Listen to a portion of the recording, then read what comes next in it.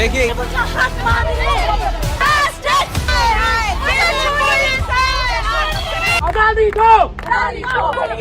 जाएंगे, हम जेल में रहेंगे।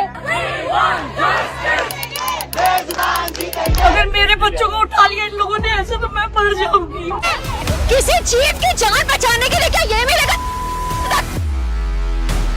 तारा, ये देखिए पीछे में दोबारा कहूँगा दिखाएं, देखिए भरा जा रहा है। जो भी यहाँ पे खड़े हैं कानून का उल्लंघन कर रहे हैं। अब अगर आप एफआईआर नहीं चाहते अपने खिलाफ तो प्लीज काइंडली यहाँ से डिस्पर्स हो जाए।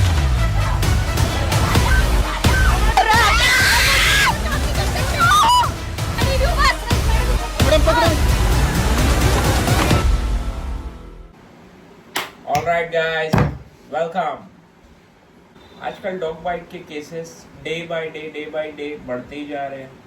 All these animal activists, all these so-called lovers, will they be able to bring back all those children who have fallen prey to rabies? Lordship is right. Will they put life back to those children? Take a practical view of the matter. Yes, Lord, of course. When situation demands, we have to act. Yes, Lord. और ये जो dog bytes है, 30 lakh dog bytes और 20,000 rabies के cases per year बढ़ते ही जा रहे हैं, ऑलमोस्ट 10 to 20% की रेट से, day by day, year by year. 30 lakhs में से 20,000 रेबीज के केसेस है, रेबीज। सो लेट्स अज्यूम आप स्टूडेंट हैं और आप जा रहे हैं एग्ज़ाम देने। आप एग्ज़ाम देने गए, एग्ज़ाम में देखा आपने, आप बाइक चला रहे हैं, आप बाइक चलाते चलाते जा रहे हैं और पीछे से कोई डॉग आता है और आपको बाइट कर लेता है। बट आप हॉस्पिटल ना जाने के अलावा आप पहले एग्ज़ाम जाते हैं, क्योंकि एग्ज़ाम इंपॉर्टेंट है। एग्ज़ाम में गए, एग्ज़ाम दिया, फिर उसके बाद आप हॉस्पिटल जाते हैं। तब तक जो रेबीज़ है उसका वायरस आपके ब्रेन तक पहुंच चुका है। वेरी पॉसिबल ऐसा ही हुआ है ये ब्रिजेश सोलंकी, जो गोल्ड मेडलिस्ट कबड्डी प्लेयर है, and the list is on and on. So जो इंक्रीजिंग ऑफ रेबीज केसेस है, उन्हीं को देखते हुए सुप्रीम कोर्ट ने एक नया ऑर्डर दिया है कि हम ये जो स्ट्रीट डॉग्स है उन्हें पकड़ के कंसाइनमेंट में डाल दिया जाए और इन्हें कंट्रोल किया जाए ताकि ये डॉग बाइट्स कर ना सके। कैन यू इमेजिन, दुनिया भर में जितने भी रेबीज के केसेस होते हैं उनमें से 1/3 इंडिया है, और उन 1/3 में से जो केसेस हो रहे हैं उनमें से जो बच्चे हैं 10 साल से 15 साल के बीच के, उन्हें टारगेट किया जाता है डॉग्स के द्वारा। तो ये जो रेबीज वायरस है, इससे डेथ एक्चुअल में इसलिए होती है, कोई डॉग आपको बाइट करे फेस पे या नेक पे या हेड पे, सो जो चांसेस रहते हैं ह्यूमन डेथ के वो इंक्रीज हो जाते हैं। बिकॉज जो वायरस है वो वायरस डायरेक्ट आपके ब्रेन सेल्स, न्यूरॉन्स पे इफेक्ट करता है। सो जो कोई भी पेशेंट रहता है रेबीज का, वो अनकंट्रोल्ड हो जाता है और उसके जो ब्रेन का कंट्रोल करने का पावर रहता है वो नहीं रह पाता। दैट्स वाई आपने देखा होगा वो सब केसेस में जो पेशेंट रहता है वो हाथ पाँव मारता है, अनकंट्रोल्ड वे में बिहेव करता है।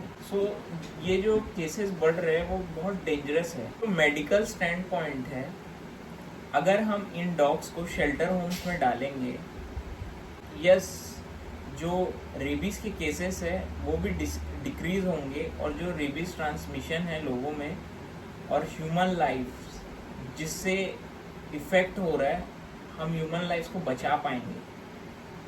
तो ये जो मेडिकल स्टैंड पॉइंट है उस हिसाब से ये बहुत अच्छी चीज़ है कि हम इन्हें एक शेल्टर होम में डाल रहे हैं। अगर हम इन्हें शेल्टर होम्स में डाल रहे हैं तो जो ह्यूमन लाइफ्स है उन्हें हम बचा पाएंगे आगे आने वाले डॉग बाइट से। अब बात करते हैं एनजीओस की। ये जो एनजीओस चला रहे हैं, टुक टुक इतना छोटा है कि अभी पैदा ही हुआ था और कुछ ही दिन पास टुक टुक जैसे, रमा जैसे, ऐसे कई सारे बच्चे हैं जो है और पीछे के या फिर आगे के पैर टूटे होते हैं। इन बच्चों को व्हील चेयर के अलावा कोई और ऑप्शन नहीं है जिससे सिर्फ और सिर्फ व्हील चेयर के बेस से ही चल पाएंगे। अगर आप हमें डोनेट करेंगे तो इन बच्चों के लिए एक व्हील चेयर अरेंज होगी और ये आराम से अपना पूरा जीवन उसी पे निकाल पाएंगे। तो प्लीज डोनेट करें ताकि इनके लिए व्हील चेयर अरेंज हो पाए। ये एनजीओ वाले कर क्या रहे हैं? जो इन्हें डोनेशन मिलता है उस हिसाब से ये सेंटर खोल सकते हैं और जो डॉग्स हैं उनकी ज़्यादा से ज़्यादा हेल्प कर सकते हैं अगर ये एनजीओस करे तो। बट एनजीओस का खेल कुछ और है शायद। ये डॉग के नाम से पैसा लेते हैं और पैसा लेने के बाद ये पैसा खुद रख लेते हैं और जो डॉग्स को जो मिलना था वो मिल नहीं पाता। और जो एड्स चला रहे हैं ये ऑल आर फेक लोग फेक एड्स चला के दूसरों से पैसा लूट के पता नहीं क्या कर रहे हैं। सो एक पॉइंट ये भी हो सकता है कि ये जो एनजीओज हैं उसका मिसयूज जो कर रहे हैं वो मिसयूज ना करें। दैट्स वाई सुप्रीम कोर्ट ने ये जो शेल्टर होम का कॉन्सेप्ट लाया है वो सही हो सकता है। जो शेल्टर होम का जो कॉन्सेप्ट है वो सही है क्योंकि जो एनजीओज है वो तो अपना वर्क कर नहीं रहे हैं। अब एनजीओज की बात आई है तो जो काउ शेल्टर होम्स है, जो काउ शेल्टर होम्स है, उन काउ शेल्टर होम्स की भी हालत आप देख सकते हैं। सो जो एनजीओ ये जो चल रहा है उस एनजीओ माफिया के लिए ये सुप्रीम कोर्ट का ऑर्डर बहुत ही ज़्यादा अच्छा और इफ़ेक्टिव है। और अगर इन्हें इतना ही हेल्प करना है और जो बहुत सारे प्रोटेस्टर्स हैं जो प्रोटेस्ट कर रहे हैं डॉग्स के लिए वो प्रोटेस्ट कर रहे हैं बट उन्हें पता नहीं है कि बैकएंड की कहानी क्या है। जो एनजीओज है पैसा लूट के ना डॉग की हेल्प कर पा रहे हैं। सो ये जो शेल्टर होम का जो कॉन्सेप्ट है डॉग्स के लिए, जो स्ट्रीट डॉग्स है उनके लिए, तो ये बेनिफिशियल है। पहली बात एक तो डॉग्स के लिए, दूसरा ह्यूमंस के लिए, और जो तीसरी बात है वो है जो डॉग्स को खुद पालना नहीं चाहते बट ये शेल्टर होम्स में जाके उन्हें फीड कर सकते हैं, उन्हें फूड दे सकते हैं और प्रोटेक्ट कर सकते हैं।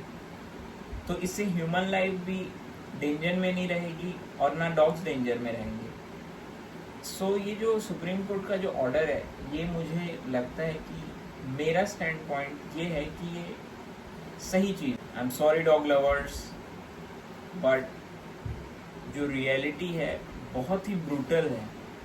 आप इमेजिन नहीं कर सकते कि क्या हो रहा है। तो ये जो सुप्रीम कोर्ट का डिसीजन आया है ये कैसा लगा आपको, प्लीज़ मुझे कमेंट करके बताइए और चैनल को सब्सक्राइब ज़रूर। आज के लिए इतना ही, मिलते हैं नेक्स्ट वीडियो में। Thank you. हम हिंदू हैं, हिंदू धर्म पशुओं की रक्षा करने को कहता है। मत मारिए इनको, मत मारिए इनको, मत मारिए इनको। मैं हाथ जोड़ती हूँ, प्रधानमंत्री जी सुनिए। अगर मेरे बच्चों को उठा लिया इन लोगों ने ऐसे तो मैं मर जाऊंगी।